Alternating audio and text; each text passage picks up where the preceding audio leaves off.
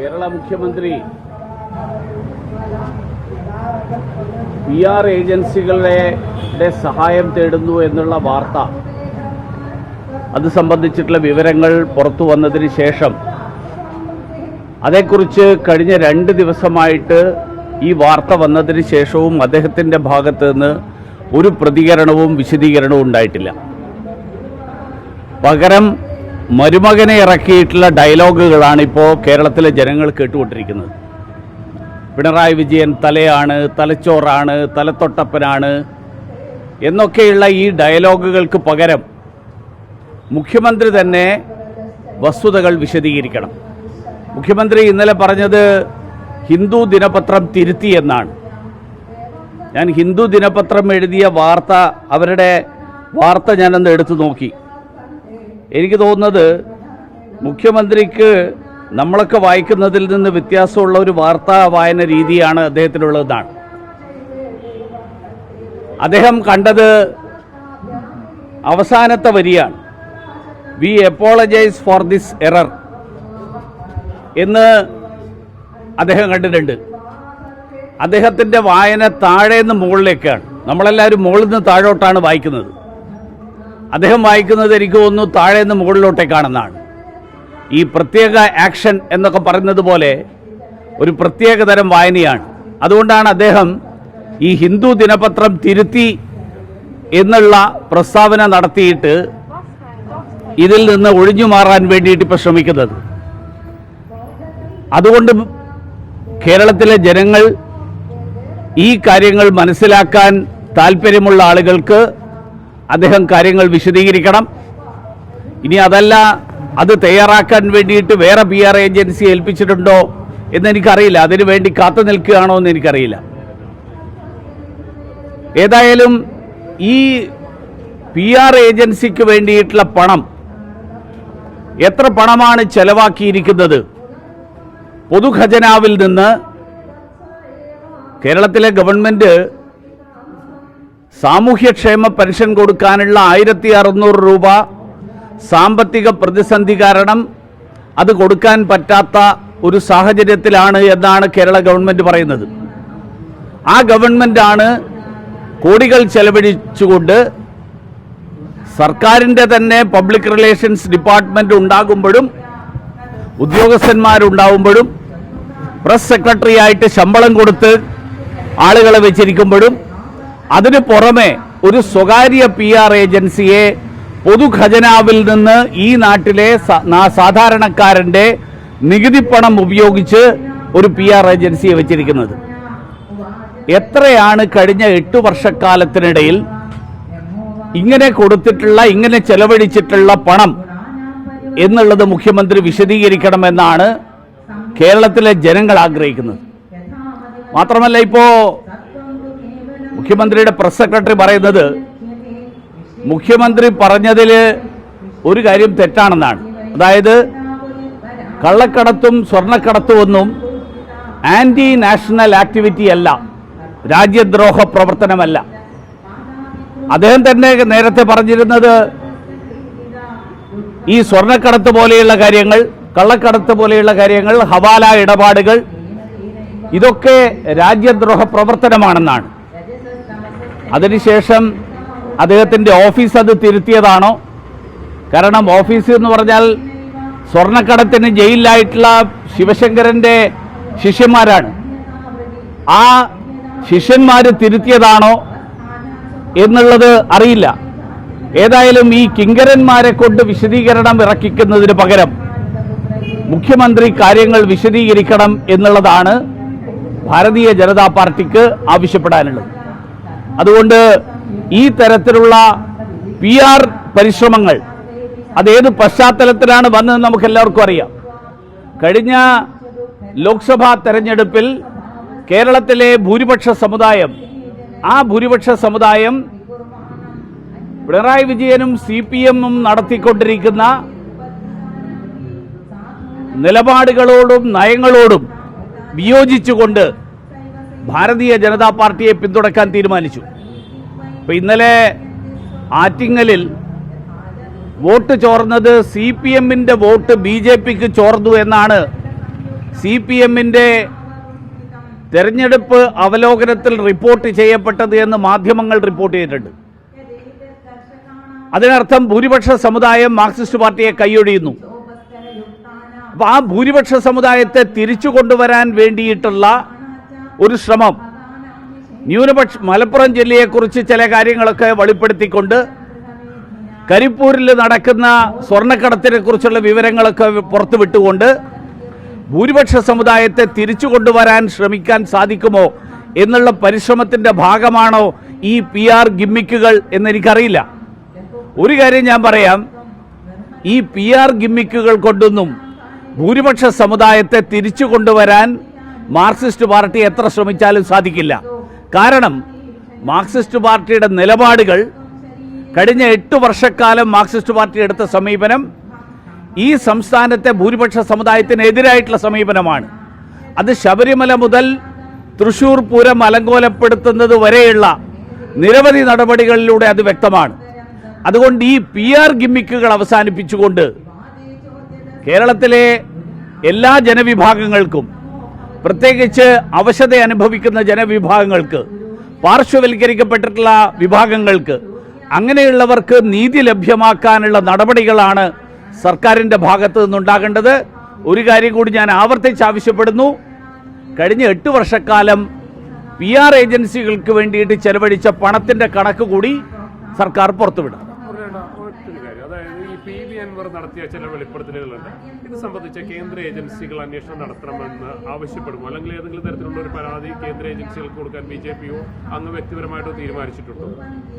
ഞാൻ അത് സംബന്ധിച്ച് നിയമപരമായിട്ടുള്ള കാര്യങ്ങൾ അന്വേഷിച്ചുകൊണ്ടിരിക്കുകയാണ്. PV അൻവർ പറഞ്ഞതിൽ നിരവധി കാര്യങ്ങളുണ്ട്. ഒന്ന്, PV അൻവർ പറഞ്ഞത് കേരളത്തിൽ ഫോൺ ചോർത്തൽ നടക്കുന്നുവെന്നാണ്. അദ്ദേഹം നേരിട്ട് ചോർത്തി എന്ന് പറയുന്നു, വിവിധ പോലീസ് ഉദ്യോഗസ്ഥന്മാർ ചോർത്തി എന്ന് പറയുന്നു. ഞാൻ സംസ്ഥാന ചീഫ് സെക്രട്ടറിക്ക് ഒരു കത്തയച്ചിട്ട് ഏതാണ്ട് 2 ആഴ്ചയിലധികമായി. അങ്ങനെ ചോർത്താൻ വേണ്ടിയിട്ട് കേന്ദ്ര ആഭ്യന്തര വകുപ്പ് ആർക്കെങ്കിലും അധികാരം നൽകിയിട്ടുണ്ടോ എന്നുള്ളത് വ്യക്തമാക്കണമെന്ന് ആവശ്യപ്പെട്ടിട്ടുണ്ട്. കാരണം സുപ്രീം കോടതിയുടെയും തെലങ്കാന ഹൈക്കോടതിയുടെയും വിധി അനുസരിച്ച് ഭരണഘടനയുടെ 22-ാം വകുപ്പിന്റെ ലംഘനമാണ് ഫോൺ ചോർത്തൽ, സ്വകാര്യതയിലേക്കുള്ള കടന്നുകയറ്റമാണ്. തെലങ്കാന ഹൈക്കോടതി പറഞ്ഞത് അങ്ങനെയുള്ള ഫോൺ ചോർത്തലുകൾ രാജ്യദ്രോഹ പ്രവർത്തനമാണ്. അതിനെ സംബന്ധിച്ചിട്ടുള്ള മറുപടിക്ക് വേണ്ടി ഞാൻ കാത്തിരിക്കുകയാണ്. ആ മറുപടി കിട്ടിയതിന് ശേഷം തുടർ നടപടികൾ എന്ത് വേണം എന്നുള്ളത് ആലോചിക്കും.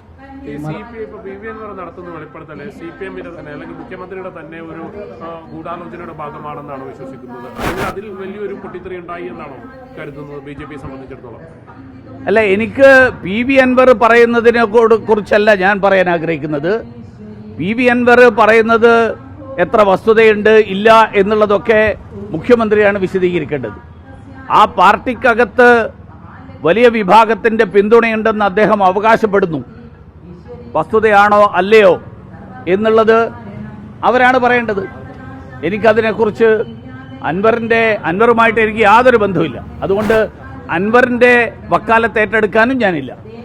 ഇതിൽ ഈ മലപ്പുറം പരാമർശങ്ങളൊക്കെ ഈ നടത്തിയിട്ടുള്ളത്, അല്ലെങ്കിൽ മുഖ്യമന്ത്രിയുടെ പരാമർശങ്ങളൊക്കെ വരുന്നത് അത് BJP-യെ സഹായിക്കാനാണ്, അല്ലെങ്കിൽ BJP-യുടെ അല്ലെങ്കിൽ കേന്ദ്ര നേതൃത്വം ഉൾപ്പെടെ കേന്ദ്ര സർക്കാരിനെ ഉൾപ്പെടെ തൃപ്തിപ്പെടുത്താനുള്ള രീതിയിലൊക്കെ വിമർശനങ്ങൾ വരുന്നത്. അൻവർ ഉൾപ്പെടെ കഴിഞ്ഞ ദിവസം വിമർശിച്ചത് അങ്ങനെയാണ്.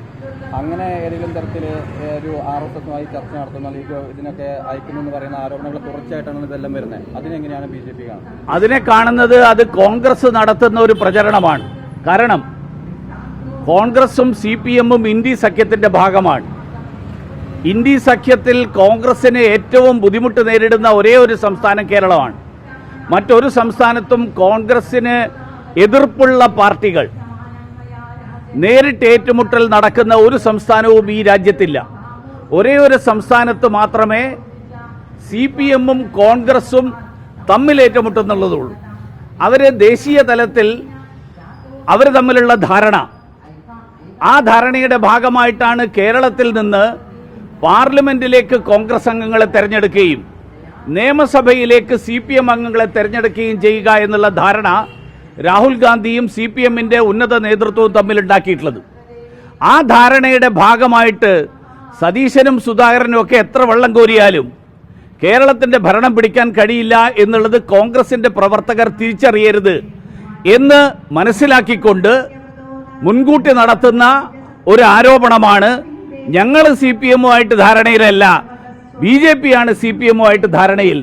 BJPക്ക് കേരളത്തിലോ കേന്ദ്രത്തിലോ ഒരു തരത്തിലുള്ള ധാരണയും CPM-ഉമായിട്ട് ഉണ്ടാക്കാൻ ഉദ്ദേശിക്കുന്നില്ല, ഉണ്ടാക്കേണ്ട ആവശ്യമില്ല. ഇപ്പൊ CPM-ൽ നിന്ന് കൂടുതൽ ആളുകൾ, പ്രത്യേകിച്ചും PV അൻവറിനെ പോലെയുള്ള ആളുകളൊക്കെ പരസ്യ പ്രചരണവുമായി രംഗത്ത് വരുന്നുണ്ട്. ഈ സാഹചര്യത്തിൽ BJP ഇത്തരക്കാരെല്ലാം സ്വാഗതം ചെയ്യുമോ പാർട്ടിയിലേക്ക്? അല്ല, അതിനെക്കുറിച്ചൊന്നും അതൊക്കെ പാർട്ടി ചർച്ച ചെയ്തെടുക്കേണ്ട തീരുമാനമാണ്. കഴിഞ്ഞ ദിവസത്തെ യോഗത്തിൽ ഞാനില്ലായിരുന്നു. അതിൽ ഈ കാര്യങ്ങളെക്കുറിച്ച് എന്ത് ചർച്ച നടന്നിട്ടുണ്ട് എന്നുള്ളത് ഇന്ന് സംസ്ഥാന അധ്യക്ഷനെയും ബാക്കിയുള്ള ആൾക്കാരെയും എനിക്ക് നേരിട്ട് കാണുമ്പോഴേ എനിക്കറിയാൻ പറ്റും.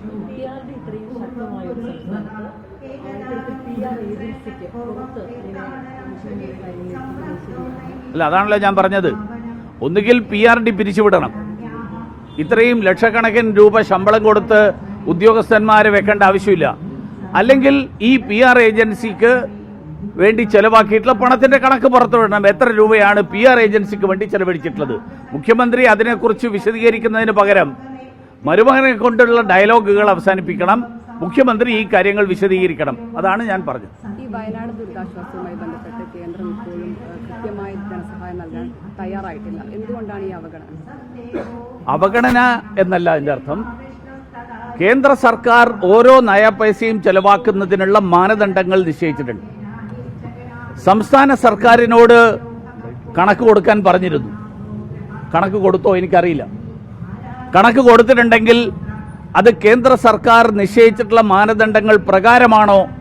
ഇതൊക്കെ അന്വേഷിക്കാനാണ് സംസ്ഥാന സർക്കാരിലെ ഒരു ഉദ്യോഗസ്ഥൻ, റെസിഡന്റ് കമ്മീഷണർ എന്ന് പറഞ്ഞിട്ട് ഡൽഹിയിലുള്ളത്.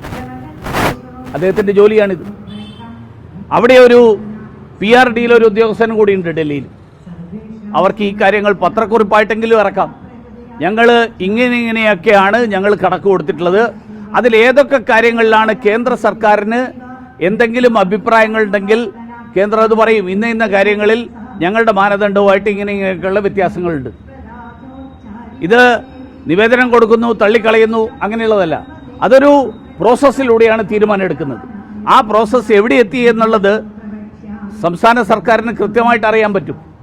അവർക്കറിയാമെങ്കിൽ അത് അവർ വിശദീകരിക്കും. മലപ്പുറത്തിന് പ്രത്യേക ഒരു ഇമ്മ്യൂണിറ്റി സംസ്ഥാന സർക്കാർ കൊടുക്കുന്നതായിട്ട് അങ്ങേക്ക് തോന്നിയിട്ടുണ്ടോ? അല്ല, മലപ്പുറത്തിന് ഇമ്മ്യൂണിറ്റി അല്ല. ഈ കള്ളക്കടത്തും സ്വർണ്ണക്കടത്തും പോലെയുള്ള കാര്യങ്ങളിൽ ഇപ്പോൾ ഉയർന്നു വന്നിട്ടുള്ള ആരോപണം ഒരു ADGP നേരിട്ട് പങ്കാളിയാണ്. ക്രമസമാധാന പാലനത്തിന്റെ ചുമതല വഹിക്കുന്ന അജിത് കുമാറിന് കസ്റ്റഡി കൊലപാതകങ്ങൾ, അതോടൊപ്പം സ്വർണ്ണക്കടത്ത് പോലെയുള്ള കാര്യങ്ങൾ, ഇതിൽ നേരിട്ട് പങ്കാളിത്തമുണ്ട്.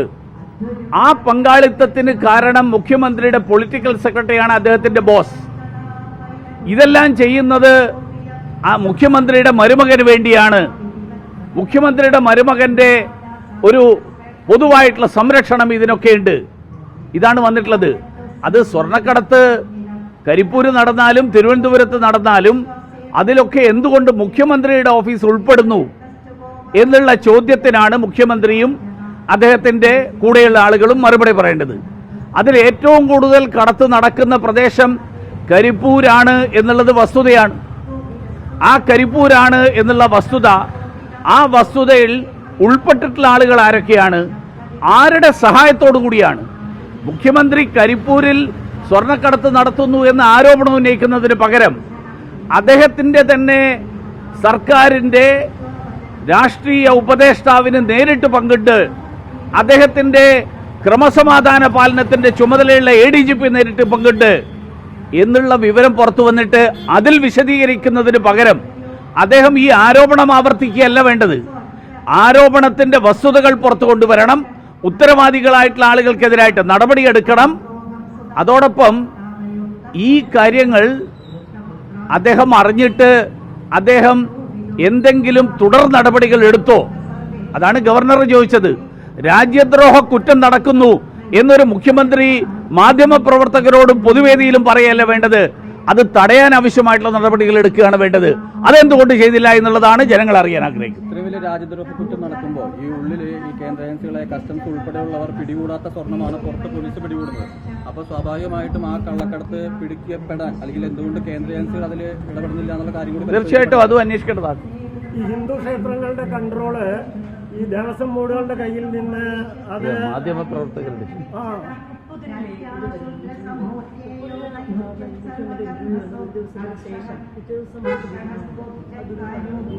അല്ല, ഞാൻ പറഞ്ഞല്ലോ, അതായത് മുഖ്യമന്ത്രി ഇപ്പോൾ ഹിന്ദു പത്രം തിരുത്തി എന്ന് പറയുന്നത് അദ്ദേഹം നമ്മളൊക്കെ വായിക്കുന്നത് പോലെ മുകളിൽ നിന്ന് താഴോട്ടല്ല വായിക്കുന്നത്, താഴെ നിന്ന് മുകളിലോട്ടാണ് വായിക്കുന്നത്. അതുകൊണ്ട് അദ്ദേഹം വി എപ്പോളജൈസ് എന്നുള്ള ഒറ്റ സെന്റൻസേ അദ്ദേഹം വായിച്ചിട്ടുള്ളൂ.